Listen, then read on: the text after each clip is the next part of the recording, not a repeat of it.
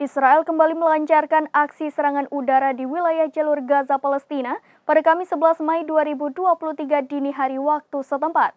Serangan udara Israel ini menargetkan sebuah apartemen di jalur Gaza. Akibatnya, seorang komandan tertinggi Jihad Islam Palestina tewas terbunuh.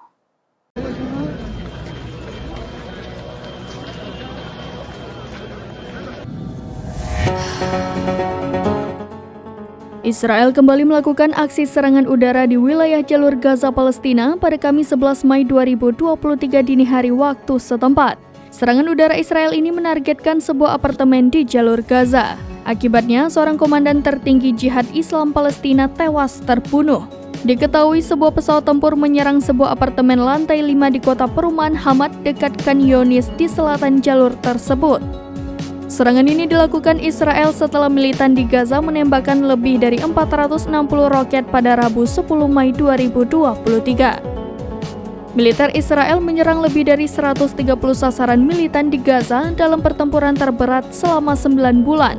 Sumber medis Palestina memperkirakan jumlah korban tewas akibat pertempuran minggu ini sekitar 24 orang, termasuk 3 komandan PIJ lainnya. Sementara beberapa orang terluka di Israel saat mereka bergegas mencari perlindungan. Seorang gadis Palestina berusia 10 tahun bernama Layan Dog tewas dalam ledakan di rumahnya di kota Gaza dalam keadaan yang tidak jelas. Permusuhan tersebut merupakan pertempuran terberat antara kedua belah pihak dalam beberapa bulan. Pejabat Israel mengatakan lebih dari 400 roket telah ditembakkan pada Rabu malam. Sebagian besar kata mereka dicegat dan jatuh di area terbuka. Tetapi Menteri Pertahanan Yoav Gallant mengatakan sekitar seperempat salah tembak dan jatuh di dalam Gaza. Sekretaris Jenderal PBB Antonius Guterres mengutuk kematian warga sipil di Gaza sebagai sesuatu yang tidak dapat diterima.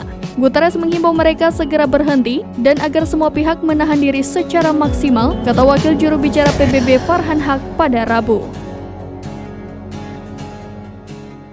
Demikian informasi terkini Syedara Lon. Saksikan terus berita lainnya di kanal YouTube Serambi News, website dan Facebook serambinews.com.